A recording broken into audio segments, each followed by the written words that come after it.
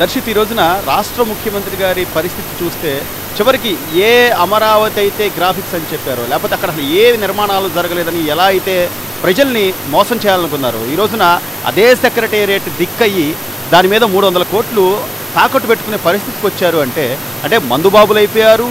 ఈ రోజున సెక్రటేరియట్లు ప్రభుత్వ కార్యాలయాలు అంటే ఇక ముందు ముందు ప్రజలే అనుకోవచ్చు. అందరికీ ముందుగా నమస్కారం అండి. జగన్మోహన్ రెడ్డి గారు అధికారంలోకి వచ్చినాడు ఒక మాట చెప్పారు, అందరు సీఎంల కంటే నేను చాలా భిన్నంగా ఉండాలనుకుంటున్నాను అని చెప్పి ఒక మాట చెప్పడం జరిగింది. అందరూ కూడా ఆయన్నే గుర్తుపెట్టుకోవాలి అనుకునేంతగా పరిపాలన చేస్తానని చెప్పడం జరిగింది. ఆనాడు ప్రజలందరూ కూడా ఈయన మంచిగా పరిపాలన చేసి గుర్తుండిపోతాడేమో అనుకున్నారు, కానీ రాష్ట్ర చరిత్రలో భారత రాజకీయ చరిత్రలోనే ఒక దుర్మార్గుడిగా ముద్ర వేసుకున్నటువంటి వ్యక్తి జగన్మోహన్ రెడ్డి. ఈ విధంగా ఆయన ఒక్క మాట నెరవేర్చుకున్నటువంటి పరిస్థితి కూడా మనం చూస్తూ ఉన్నాం. అయితే మన గత 5 సంవత్సరాలుగా ఆంధ్రప్రదేశ్ రాష్ట్ర ఆర్థిక పరిస్థితులను కనుక పరిశీలించినట్లయితే ప్రతి సంవత్సరం కూడా వేల కోట్ల అప్పులు తీసుకొచ్చి ఈరోజు ఆంధ్రప్రదేశ్ రాష్ట్రం 10 లక్షల కోట్ల రూపాయల అప్పులు దాటివేసినటువంటి పరిస్థితి కూడా మనం చూస్తూ ఉన్నాం. ఇంతకంటే దౌర్భాగ్యం ఇంకోట్లేదు. ఇక్కడ ప్రజలందరూ కూడా కొంచెం గమనించాల్సింది ఏంటంటే ఆంధ్రప్రదేశ్ రాష్ట్రం 2014లో విభజించబడే నాటికి రాష్ట్రం యొక్క అప్పు 86,000 కోట్ల రూపాయలు. తర్వాత చంద్రబాబు నాయుడు గారు ఆనాడు సీఎం పదవి అనేది ఒక ముళ్ళ కిరీటం అండి. ఎందుకంటే రాష్ట్రానికి రాజధాని కూడా లేని పరిస్థితుల్లో ఆయన అధికారాన్ని చేపట్టి రాష్ట్రాన్ని ఒక దిక్కు వైపు నడిపించుకుంటూ ప్రజలందరికీ కూడా మార్గనిర్దేశకం చేస్తూ స్వర్ణాంధ్ర వైపు రాష్ట్రాన్ని మార్చాలని ఒక ఉద్దేశంతో ఆయన ఆనాడు పరిపాలిస్తూ మరి అనేక మౌలిక సదుపాయాలను కల్పిస్తూనే సంక్షేమాన్ని కూడా చేసినటువంటి విధానాన్ని మనం చూసాం. ఆ సమయంలో అప్పటి రాష్ట్ర ప్రభుత్వం కొంత తప్పు చేయాల్సిన పరిస్థితి వచ్చింది. దాదాపుగా 1,70,000 కోట్ల రూపాయలుగా అంత అప్పు చేయాల్సినటువంటి పరిస్థితి వచ్చింది. వేరసి 2.5 లక్షల కోట్ల రూపాయలు ఆంధ్రప్రదేశ్ రాష్ట్రానికి ఒక అప్పు అంటూ ఉంది. చంద్రబాబు నాయుడు గారు దిగిపోయే సమయానికి 2,70,000 కోట్ల రూపాయల చిల్లర అప్పు ఉంది. అయితే జగన్మోహన్ రెడ్డి గారు అధికారంలోకి వచ్చిన నాటి నుండి ఈ రోజు వరకు కూడా లెక్కేసుకుంటే 10 లక్షల కోట్లు అయింది. అది అంటే చంద్రబాబు నాయుడు గారి హయాం వరకు ఒక 2.5 లక్షల కోట్లు తీసేస్తే జగన్మోహన్ రెడ్డి గారు ఒక మాట చెప్పారు, 2.5 లక్షల కోట్ల రూపాయలు నేను సంక్షేమానికి పంచాను అన్నారు. అవి ఒక 2.5 లక్షల కోట్లు తీసేస్తే ఇంకా 5 లక్షల కోట్లు. ఈ 5 లక్షల కోట్లు ఎవరి జేబులోకి వెళ్ళి నేను అడుగుతా ఉన్నాను. ఈ 5 లక్షల కోట్లు కూడా జగన్మోహన్ రెడ్డి సొంత జేబులోకి వెళ్ళినాయి. అది రాష్ట్ర ప్రజలందరూ కూడా గమనించాలి. ఇంకో విషయం కూడా మనం చూసుకున్నట్లయితే ఈ రాష్ట్రానికి సంబంధించిన అప్పు ఏదైతే ఉందో ఇది రేపు ప్రజలందరి మీద పడుతుంది. ఆ భారం అంతా వైసీపీ రేపు ఇచ్చే 2,000, 2,500 చూసి మోసపోవద్దండి. మీ తల మీద 2.5 లక్షల రూపాయల అప్పు జగన్మోహన్ రెడ్డి చేశాడని కూడా ఈ సందర్భంగా చెప్తా ఉన్నాను. ఇక ఈరోజు రాష్ట్రంలో మందుబాబులను తాకట్టు పెట్టాడు. గతంలో మద్యపాన నిషేధం చేసి కానీ నేను మళ్ళీ ఓటు అడగను అని చెప్పినటువంటి ఈ దుర్మార్గుడు ఈరోజు మాట తప్పి మడం తిప్పి 15 సంవత్సరాలకి మందుబాబులందరినీ కూడా తాకట్టు పెట్టేసినటువంటి వైనాన్ని కూడా మనం చూస్తూ ఉన్నాం. నాసి రకం మధ్యంతా ఆంధ్రప్రదేశ్ రాష్ట్ర ప్రజల ప్రాణాలతో చెలగాటాలాడుతూ ఉన్నటువంటి పరిస్థితి. అనధికారికంగా సుమారుగా 5 లక్షల మంది వరకు ఈ రాష్ట్రంలో ఈ కల్తీ మద్యం తాగి చనిపోయినటువంటి పరిస్థితులు కూడా మనం చూసాం. జంగారెడ్డిగూడెంలో కూడా అసహజ రీతిలో మరణాలు జరిగితే అది చాలా సహజం అంటూ ముఖ్యమంత్రి సిగ్గు లేకుండా వ్యాఖ్యానించినటువంటి పరిస్థితి కూడా చూసాం. కాబట్టి ఇన్ని చూసుకుంటే ఇక ఇవన్నీ కూడా అయిపోయినాయి. కార్పొరేషన్ల పేరుతో అప్పులు తెచ్చారు, ఇతరత్ర సంస్థలు పెట్టి అప్పులు తెచ్చారు, అన్నీ అయిపోయినాయి. ఇక ఆఖరిగా ఏదైతే గతంలో గ్రాఫిక్స్ అని ఏ నోటితో అయితే వాగాడో ఈరోజు అక్కడ ఆ గ్రాఫిక్స్లో ఉన్నటువంటి ఒక సచివాలయం మీదే 370 కోట్ల రూపాయలు అప్పు తెచ్చుకునే దుస్థితికి ఈరోజు జగన్మోహన్ రెడ్డి దిగజారిపోయినటువంటి పరిస్థితిని కూడా మనం చూస్తూ ఉన్నాం. అయితే మనం చూస్తూ ఉన్నాం ఊరంతా బ్యానర్లు వేశారు సిద్ధం సిద్ధం అని. దేనికి సిద్ధం అంటే ప్రజల ఆస్తులను తాకట్లు పెట్టి అప్పులు తీసుకురావడానికి సిద్ధం, ప్రజల మీద దాడులు చేయడానికి సిద్ధం, ప్రజలను వంచడానికి సిద్ధం, మాట తప్పడానికి సిద్ధం, మడమ తిప్పడానికి సిద్ధం అనే ఒక నినాదంతో జగన్మోహన్ రెడ్డి ఎన్నికలకు వెళ్ళబోతా ఉన్నాడు అని నేను తెలియజేస్తా ఉన్నా. ఈరోజు నేను చెప్పే మాట కాదు, తన సొంత సోదరి షర్మిల గారు ఒకవైపు చెప్తా ఉన్నారు, తన చిన్నాన్న కూతురు సునీతారెడ్డి గారు ఒక మాట చెప్తా ఉన్నారు. 5 సంవత్సరాలు గడిచినా సొంత చిన్నాన్న రాజశేఖర రెడ్డి రక్తం పంచుకు పుట్టిన తమ్ముడి హత్య జరిగితే నిందితుల్ని పట్టుకోలేకపోయిన అసమర్థుడు జగన్మోహన్ రెడ్డికి ఓటు వేయొద్దు అని చెప్పి సొంత కుటుంబ సభ్యురాలు చెప్తా ఉంటే ఇంకా నిన్నెవడయా నమ్మేదని కూడా ఈ సందర్భంగా మేము అడుగుతా ఉన్నాం. అదేవిధంగా మనం కనుక చూసుకున్నట్లయితే రాష్ట్రంలో యువతని అందరినీ కూడా సంక్షోభంలోకి నెట్టినటువంటి ప్రభుత్వం ఏదైనా ఉంది అంటే రాష్ట్ర చరిత్రలో జగన్మోహన్ రెడ్డి ప్రభుత్వమే.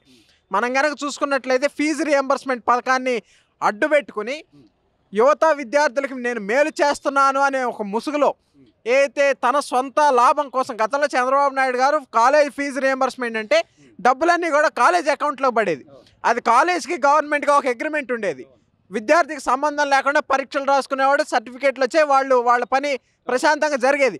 ఇప్పుడు తన స్వలాభం కోసం, తన ప్రచారార్భాటాల కోసం విద్యార్థుల యొక్క తల్లుల ఖాతాల్లో డబ్బులు వేస్తానని చెప్పాడు. ఈరోజు ఆ డబ్బులు వేయకుండా ప్రతి ఇన్స్టాల్మెంట్కి ఏదో ఒక మొక్కలో మీకు కరెంటు బిల్ ఎక్కువ వచ్చింది, లేదంటే మీకు ఇన్కమ్ ట్యాక్స్ ఉంది, లేకపోయినా మీకు భూములు ఉన్నాయని అనేక కారణాలు చెప్పి ప్రతి ఇన్స్టాల్మెంట్కి లబ్ధిదారులను తగ్గించేసి ఈరోజు విద్యార్థులు ఎంత తీవ్ర మానసిక వేదనకు గురవుతా ఉన్నారంటే అది కేవలం జగన్మోహన్ రెడ్డి కారణంగానే ఈ సందర్భంగా తెలియజేస్తా ఉన్నా. అదేవిధంగా రాష్ట్రంలో ఉన్నటువంటి యువతనందరినీ కూడా 2019లో రెచ్చగొట్టాడు. రాష్ట్రానికి ప్రత్యేక హోదా తీసుకొస్తేనే మీకు ఉద్యోగ ఉపాధి అవకాశాలు లభిస్తాయని చెప్పాడు. మరి గెలిచిన తర్వాత అతనికి ఎక్కడా లేనటువంటి రీతిలో 22 ఎంపీ సీట్లు ఇస్తే కేంద్రం మెడలు వస్తానని చెప్పినటువంటి ఈ వ్యక్తి ఈరోజు కేంద్రం ముందు మోకరిల్లినటువంటి పరిస్థితిని కూడా మనం చూసాం.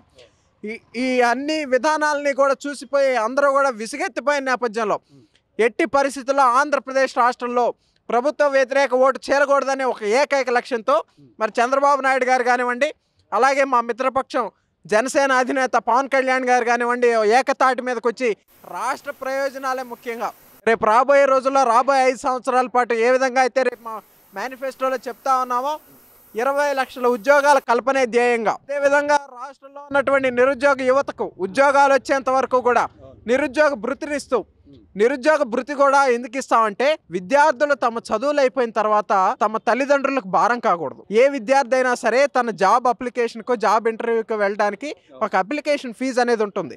ఇవన్నీ చదువుకున్నాడికో లేదా ఉద్యోగం చేసినాడికో తెలుస్తాయి.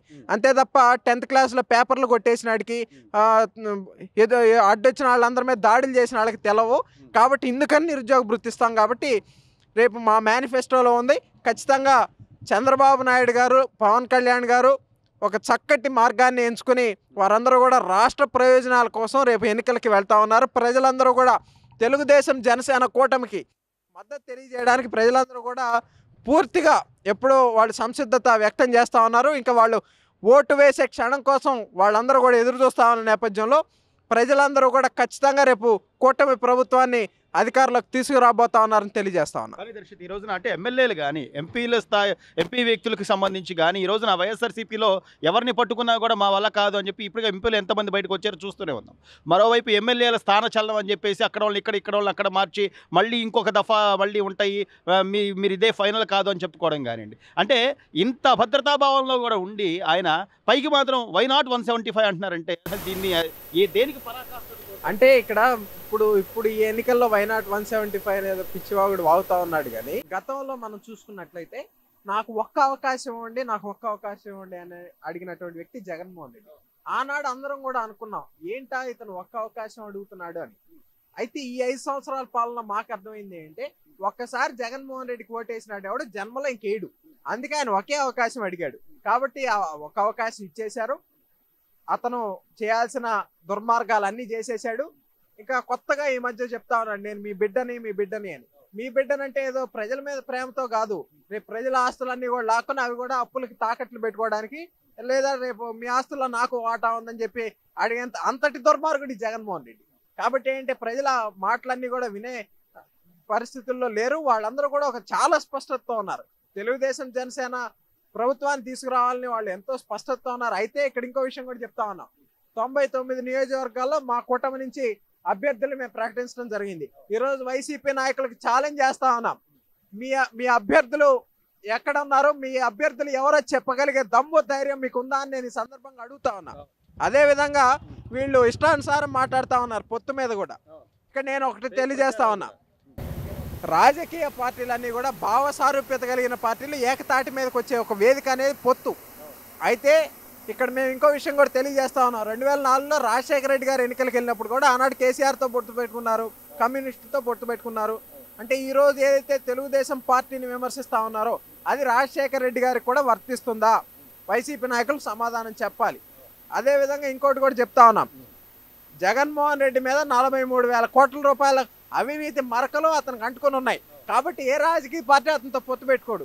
ఎందుకంటే ఇక్కడ ఇంకోటి కేఏ పాల్ గారు కూడా ఆయనతో పొత్తు పెట్టుకునే పరిస్థితి ఉండదు.